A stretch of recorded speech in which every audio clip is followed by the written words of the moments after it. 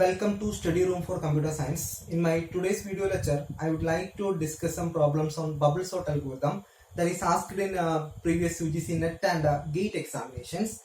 In my previous video, I have already discussed how this bubble sort algorithm works and how can we analyze the complexity of bubble sort algorithm and all. So I am directly move on to the question number 1.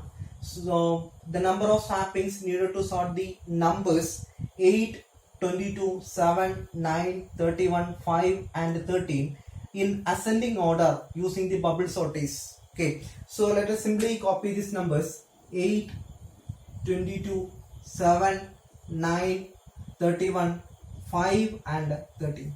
Okay, so let us simply start from this 8 and 22. When I am taking this 8 and 22, there is no need to swap these two numbers because 8 is smaller than 22 because we are sorting in an ascending order. Okay, so I am not copying this line. I am rewriting this line whenever a swapping is required. Okay, so then I am comparing. First I will take this 8 and 22. Then I am taking this 22 and 7. What will happen?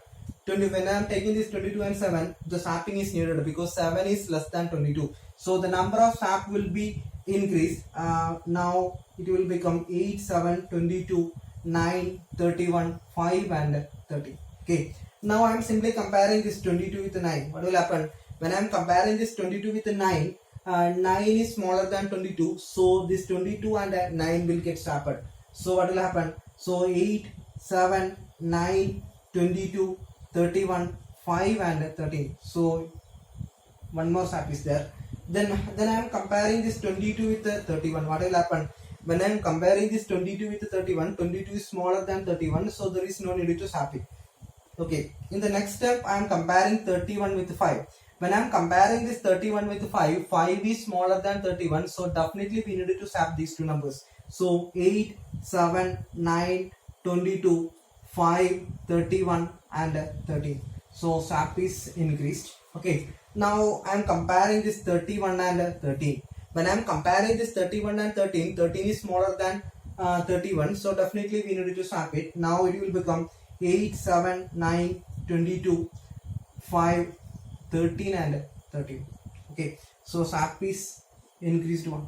Okay, so now this 31 is in its exact position. We need to sort these remaining numbers. So let us simply copy these numbers. I'm simply copying it.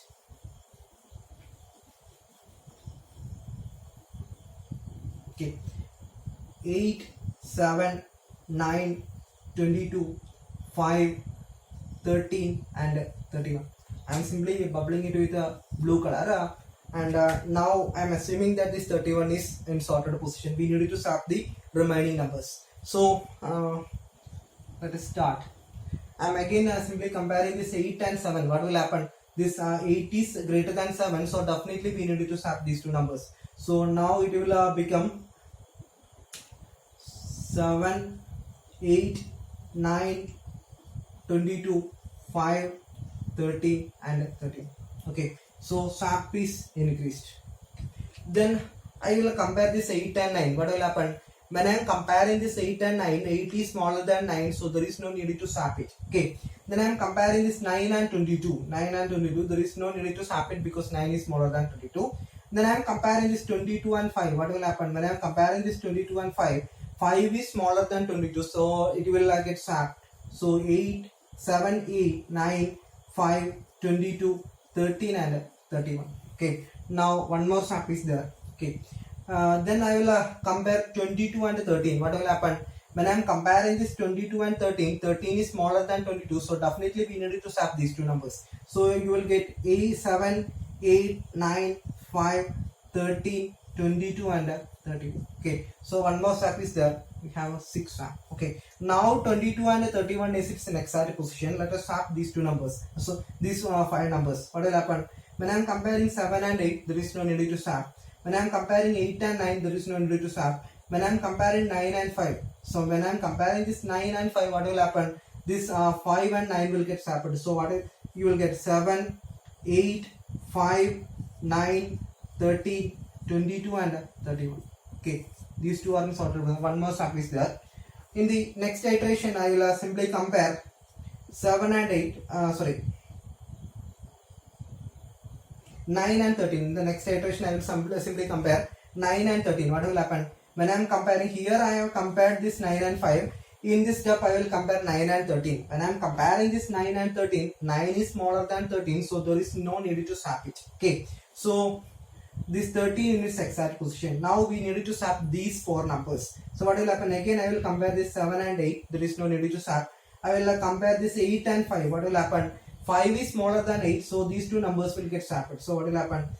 7, 5, 8, 9, 13, 22 and 31. These three numbers are sorted. So one more swap is there. So in the next iteration, I will compare 8 and 9. When I am comparing this 8 and 9, there is no need to swap it because 8 is smaller than 9. So now 9 is in its exact position. Then I will simply sort these three numbers 7, 5 and 8. So when I am comparing this 7 and 5, this 5 and 7 will get swapped. 5, 7, 8, 9, 13, 22 and 31. Okay, so then I will compare this 7 and 8. What will happen? This 7 is in 8 is in exact position because 7 is smaller than 8. Okay, so by looking at this array, so one more swap is there. So by looking at this array, we can see that this array is already got swapped. So again, this one more step is there. I will compare this 5 and 7. One more comparison will be there, and no more swap will be there because this array is already sorted. So the total number of swap involved in this bubble sort is nothing but 10. So option D is the right answer. Okay, let us move on to question number 2. Determine the resultant array after the first iteration of bubble sort on 10, 26, 5, 30 and 8. So we need to perform pass 1 on the given array by using bubble sort. Then we need to find the resultant array. That will be the answer. Okay, let us simply copy the array 10, 20, 6, 5, 30 and 8. Okay, so in this question it is not specified whether it is in an ascending or descending order. Unless otherwise specified, you can assume it to be in an ascending order. So okay, so let us simply compare. When we are comparing this 10 and 20, 10 is less than 20, so there is no need to swap these two elements.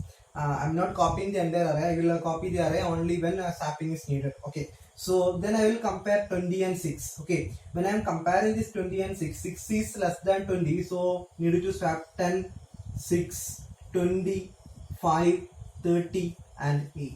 Okay, then I will take this 20 and 5. When I am taking this 20 and 5, 5 is less than 20, so I need to swap this 20 and 5. So the resultant array is 10, 6, 5, 20, 30 and 8. Okay, then I will compare this 20 and 30. When I am comparing this 20 and 30, 20 is less than 30, so there is no need to swap these two elements. Okay, then I will compare this 30 and 8. So when I am comparing this 30 and 8, 10, 6, 0, 5, 20. When I am comparing this 30 and 8, 8 is less than 30. So 8 will come here and 30 will come here. So 30 is the biggest element and it is in its exact position. So this will be the resultant array after the first pass. 10, 6, 5, 20, 8 and 30. So let us look at the option. 10, 20, 10, 6, 5, 28 and 30. So option D is the right answer. Let us move on to the question number 3. In question number 3, assume that we use bubble sort to sort n distinct elements in an ascending order. When does the best case of bubble sort occurs? Okay, so we have an n element array as an input to the bubble sort, and we need to sort that array into ascending order. Okay, when we are giving an n element array into bubble sort, we have three possibilities that may be in an ascending order or descending order, or it may be in a random order.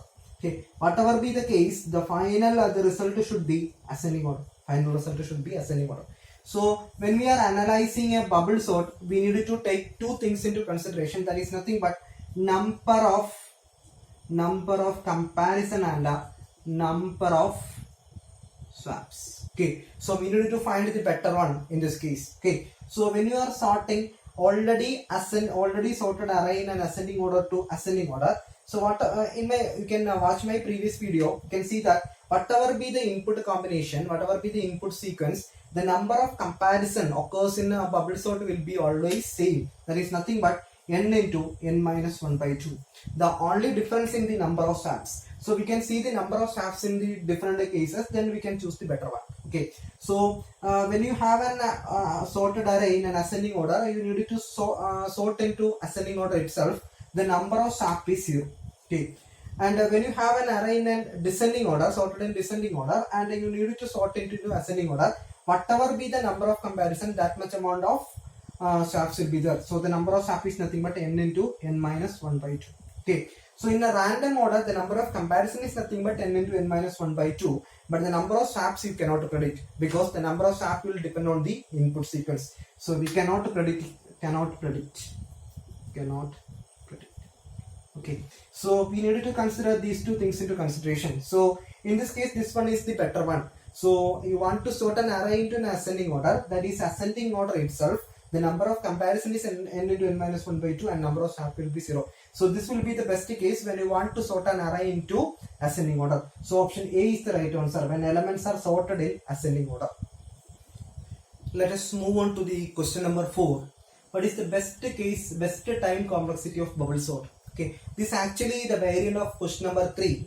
In question number 3, the question was, when does the best case time complexity occurs? When we have an n distinct element as an input to the bubble sort, and we want to sort an array into ascending order. And we have already seen that if we want to sort into an ascending order, if an array is already in an ascending order, that will be the best case. And when you want to sort an array in a descending order, and it is already in a descending order, that will be the best case. In that case, the number of comparison will be n into n minus 1 by 2, and number of swap will be 0. Right, okay, this is the best case. And in this case, we are assuming that always n square minus n by 2, and the complexity is, we are assuming that big of n square. But we have a variant for a bubble sort, and we have an exception case for bubble sort. In that, we can reduce the complexity of big of n. Okay, so we can see how that is happening. So let us simply take the code for bubble sort. For I equal to 0, I less than n minus 1 plus. Okay, for j equal to 0, j less than n minus I minus 1 plus j. Then if a of j plus 1 less than a of j, in the case of an ascending order, a of j plus 1 less than a of j, and swap. Okay, so in this case, it will simply start with I equal to 0, I less than n minus 1, and it will enter into the j loop. And in the case of 1, suppose 1, 2, 3, 4, 5, this is an input, ascending to ascending. Already array in an ascending order, we need to sort into ascending order. In this case, we will check whether a of j plus 1 less than a of j, we need to perform swap. So whatever be the input case, it will simply perform all the comparison, and the number of swap will be 0. Okay, so in this case, the number of comparison I can limit by introducing a new boolean variable. It's having value either 1 or 0. Okay, initially I am setting this variable swap equal to 1, and I will check for I equal to 0, I less than n minus 1, and I will check whether swap equal to 1. If both these two conditions are true, it will enter into the j loop. And when you are entering into j loop, you can simply set swap equal to 0. Okay, when you are setting this swap equal to 0, it will check the if condition, if a of j plus 1 less than a of j. So if this is the input, this will not be true for all. This will not be true for all the cases. And if this is true, after swapping, we will set swap equal to 1, which means that in this case, if this is an input case, it will enter into the for loop only for I equal to 0, and then it will check the value swap equal to 0. Then this swap will not get back the value 1, because it will not enter into the if condition. So this loop will get executed for only one time. So when you are coming to the I loop next time after the execution of j loop, the value of swap will be 0. So when you are trying to enter into the j loop next time, so it will not enter into the j loop. So for the first pass, in the first pass itself, it is assumed that array is already in a sorted order. Okay, so in that case, the complexity will be big of n. So option B is the right answer. If you like this video, please share my video maximum and also subscribe my channel Study Room for Computer Science. Thank you.